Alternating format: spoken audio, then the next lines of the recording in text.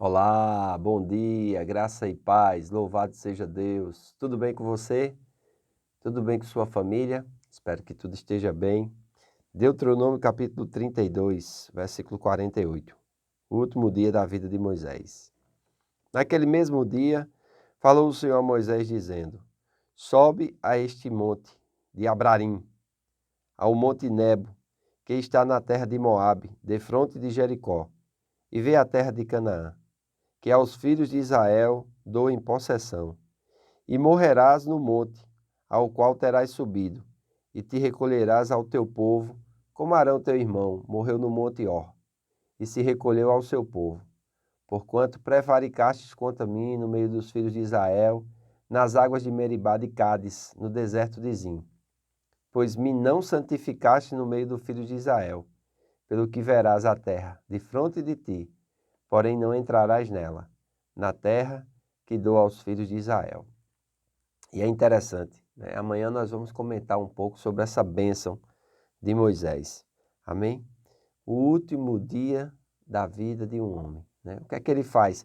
É interessante porque nós já vimos aqui, vendo que Moisés louvou, né? Ele fez uma canção, o Cântico de Moisés. E nós lemos ontem esse cântico, ele é tremendo, né? Moisés aqui faz previsões, declarações, profecias. Ele realmente é um homem abençoado por Deus. Era um homem que, mesmo contemplando o futuro, ele não se preocupava com ele. Amém? Nós vamos ver isso aqui, porque Deus vai mandar ele subir ao Monte Nebo, um monte muito alto, com mais de 1.000 metros de altura. Então, assim, para um homem de 120 anos ter que subir e escalar esse monte, realmente é uma aventura, é um desafio, mas Moisés cumpriu essa aventura e esse desafio porque ele sabia que Deus era com ele. Não somente isso, no último dia da sua morte, Moisés não somente fez um cântico, né, e um cântico profético, um cântico bem consistente, onde nós vamos ver que várias das coisas que ele profetizou nesse cântico realmente aconteceu.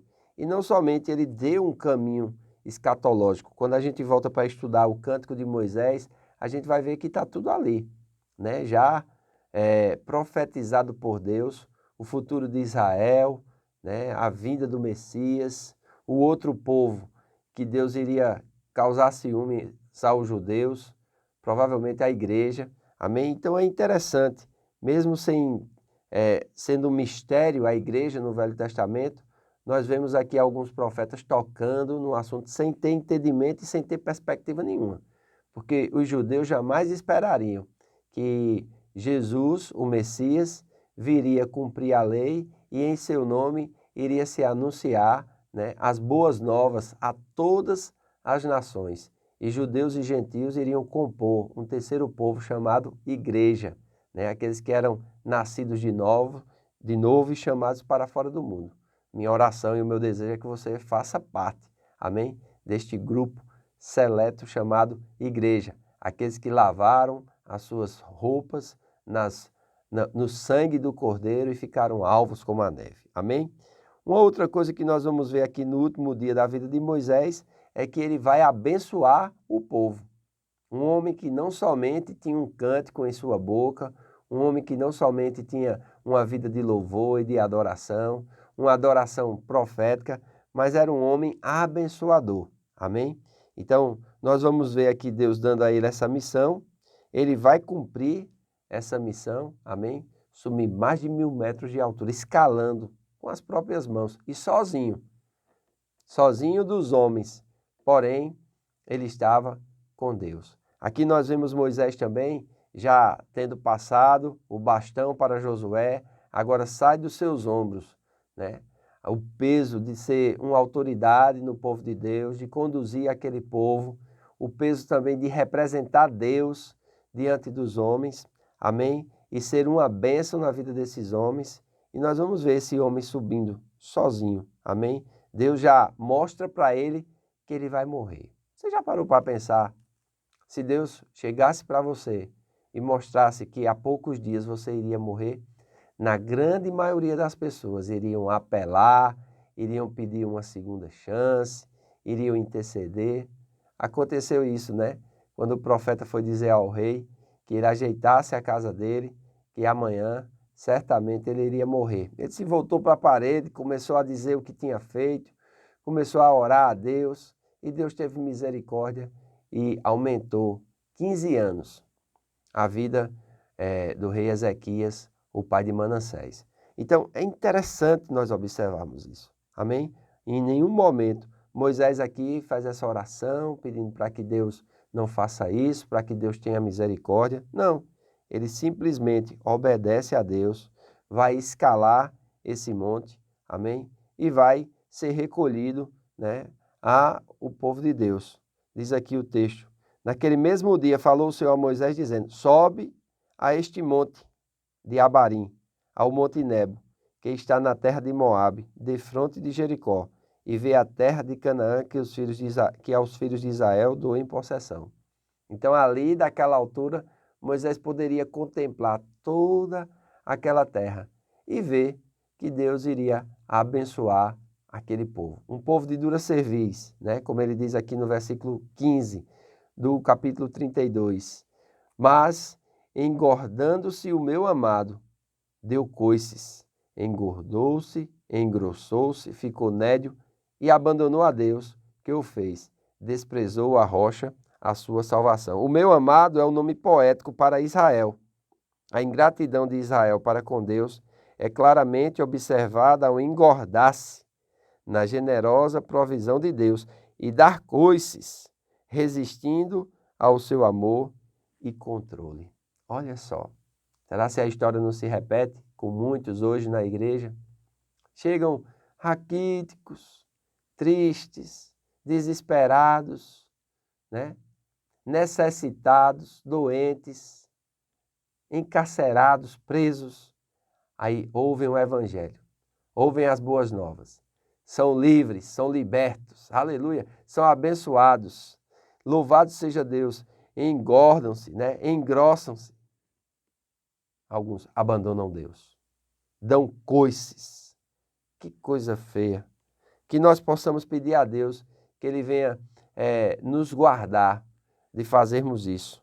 Israel abandonou a sua fonte da criação e desprezou a base da sua salvação.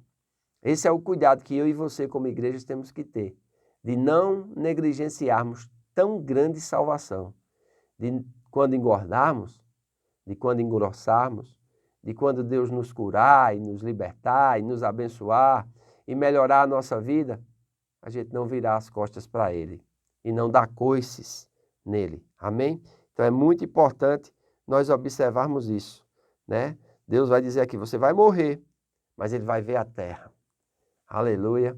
Ele vai poder contemplar que a promessa de Deus está para se cumprir, assim como foi na vida dele. Ele foi levantado com um propósito e com 120 anos completou o seu propósito, né? Completou sua carreira, guardou a sua fé.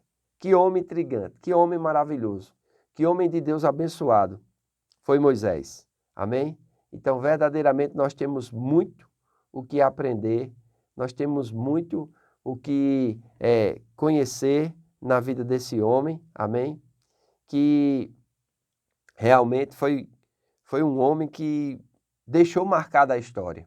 Hoje nós lemos seus escritos, né? Nós contemplamos as suas palavras, nós vemos suas profecias nos cânticos, nas bênçãos, nós vemos sua conduta, que ele também errou, como diz aqui, né?